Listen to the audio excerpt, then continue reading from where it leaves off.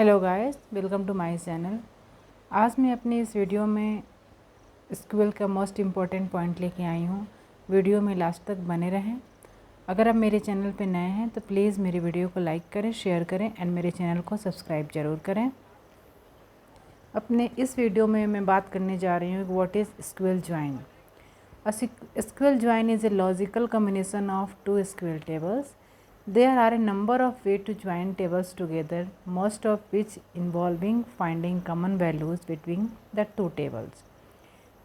इसका मतलब हुआ कि हम एसक्यूएल ज्वाइन का SQL में यूज़ इसलिए करते हैं जब हमें दो टेबल को कंबाइन करके वैल्यू को एक्सेस करना होता है तो हम एसक्यूएल ज्वाइन का यूज़ करते हैं। अब हम बात करते हैं टाइप्स ऑफ एसक्यूएल ज्वाइन का। कितने टाइप के एसक्यूएल ज्वाइन होते हैं? ऐसे तो हम टाइप कोई बहुत सारा टाइप बताता है, लेकिन हमने इस वीडियो में दो टाइप का एसक्यूएल ज्वाइन बताया है, equi join and non equi join. अब हम बात करते हैं what is equi join. Equi join is a simple SQL join uses the equal to as the comparison operator for the condition. हम इसको ऐसे भी डिफाइन कर सकते हैं इक्वी ज्वाइन को। The equi join is SQL perform a join against a column of equality or the matching columns value that have the associate tables. Here we use an equijoin equal to sign as a comparison operator in our where clause to refer to equality. equijoin का मतलब हुआ कि एक simple सा join हम perform करते हैं इक्विजॉइन में।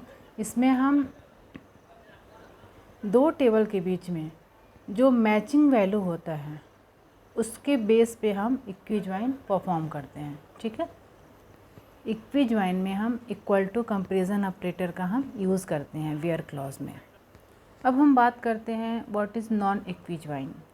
जैसे कि हम देखें कि इक्विजॉइन में इक्वल टू का यूज़ होता है कंपैरिजन ऑपरेटर में, वैसे ही non equijoin uses comparison operator other than the equal sign. Non equijoin में हम कंपैरिजन ऑपरेटर के रूप में हम इक्वल टू साइन का यूज़ नहीं करते हैं। इसमें कौन कौन सा ऑपरेटर होता है? Greater than, less than, greater than equal to, less than equal to. Condition में हम इन सारे ऑपरेटर का यूज़ करते हैं। नॉन इक्विजॉइन को हम ऐसे भी डिफाइन कर सकते हैं कि non equi join is also a type of inner join in which we need to retrieve data from multiple table. Non equi join एक इनर टाइप का ज्वाइन होता है जिसमें मल्टीपल टेबल से वैल्यू को रिट्राइव किया जाता है। Non equi join matches the column value from different tables based on an equality based on the operator less than, greater than, less than equal to, greater than equal to, not equal to, between. जब हम SQL join की बात करते हैं तो कुछ और भी ऐसे ज्वाइन हैं जिसका नेम हमें सुनने को मिलता है, जैसे कि inner join, right join, right outer join, left join and left outer join, cross join. आगे की वीडियो में हम देखते हैं कि ये सारे सबको डिफ़ाइन करेंगे और बताएंगे कि ये ज्वाइन क्या होता है और इसका यूज़ हम कैसे करते हैं। अब हम बात करते हैं इनर ज्वाइन की। What is inner join? The inner join select all row from both participating table as long as there is a match between the column. Inner join हम यूज़ करते हैं दो टेबल के बीच में जिसमें एक कॉलम जो होता है मतलब एक कॉलम का वैल्यू दोनों टेबल में कॉमन होना चाहिए, यानी मैच करना चाहिए। And SQL inner join is same as join clause combining row from two और मोर टेबल्स। इसको हम ऐसे भी डिफाइन कर सकते हैं the inner join keyword select all row from both tables as long as there is a match between the columns. If there are record in the order table that do not have match in customer, these orders will not be shown. मान लीजिए हमारे पास दो table है और हम उसमें inner join का use कर रहे हैं।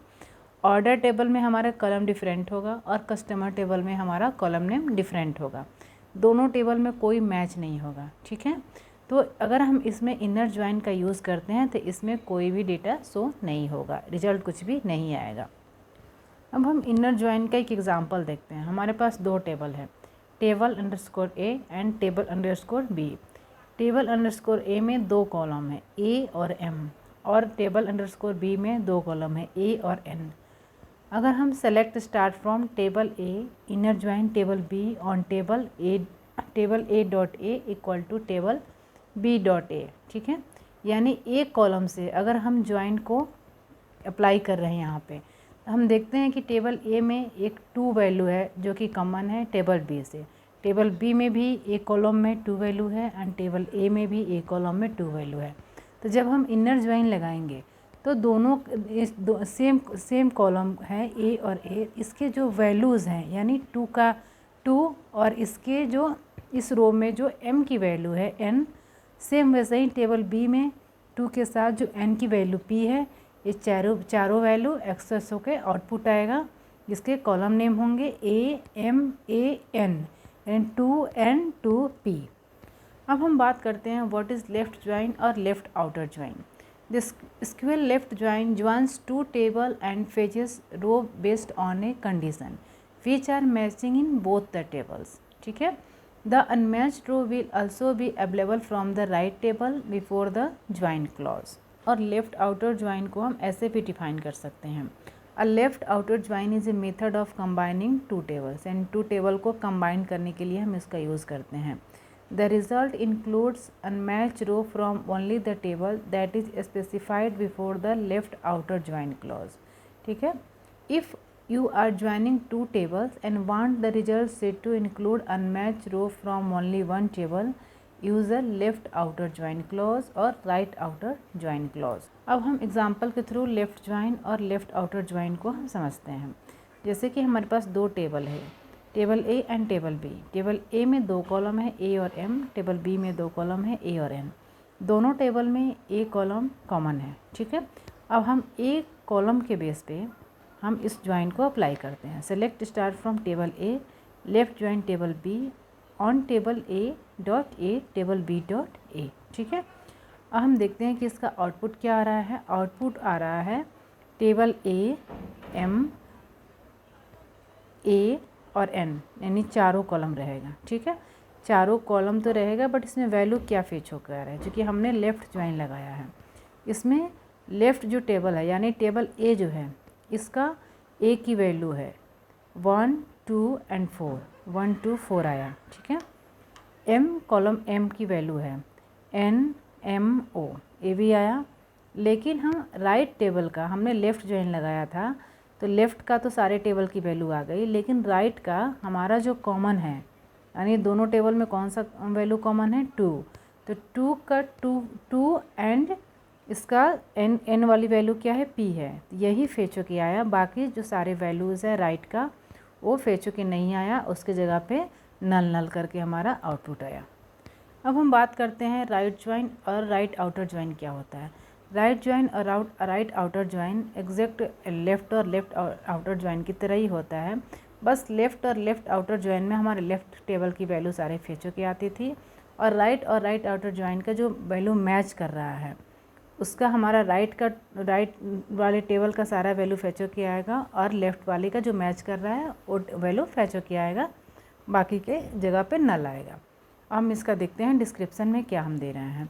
The square right join joins 2 table and fetches row based on a condition which are matching in both the tables, ठीक है। The unmatched row will also be available from the left table written after the join clause।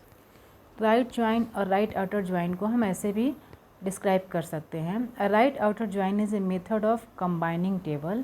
The result includes unmatched row from only the table that is specified after the right outer join clause।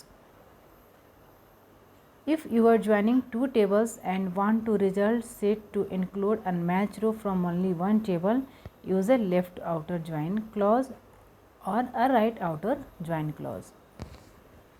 Right और right outer join को भी हम example के through समझते हैं। जैसे same वैसे ही है लेफ़्ट और लेफ़्ट आउटर ज्वाइन का, बट इसमें क्या हो रहा है कि राइट टेबल की वैल्यू को फैच हो रहा है और लेफ़्ट टेबल की वैल्यू नल हो जा रहा है। अब हम बात करते हैं what is cross join. A single cross join produce a result set which is the number of rose in the first table multiplied by the number of rose in the second table if no where clause is used along with cross join, ठीक है। आगे हम इसको example में समझते हैं।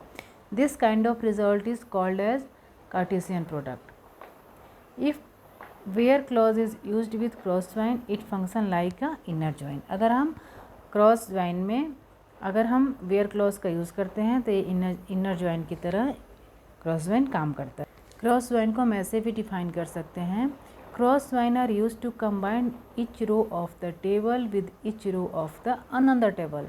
यानी cross join के वैल्यू को फेच करने के लिए हम फर्स्ट टेबल के सारे वैल्यू को मैच कराते हैं सेकंड टेबल के सारे वैल्यू के, यानी फर्स्ट टेबल के फर्स्ट वैल्यू को पहले सेकंड टेबल के सारे वैल्यू से मैच कराएंगे, फिर फर्स्ट टेबल के सेकंड वैल्यू को सेकंड टेबल के सारे वैल्यू से मैच कराएंगे, फिर फर्स्ट टेबल के थर्ड वैल्यू को सेकंड टेबल के सारे वैल्यू से मैच करेंगे। एज ए कार्टेशियन प्रोडक्ट की तरह ये काम करता है। And return the cartesian product of the set of rows from the tables that we are joint. यानी एक कार्टेशियन प्रोडक्ट के रिजल्ट के की तरह ये सेट ऑफ रोज को यानी ए फैच करके हमारा आंसर आता है।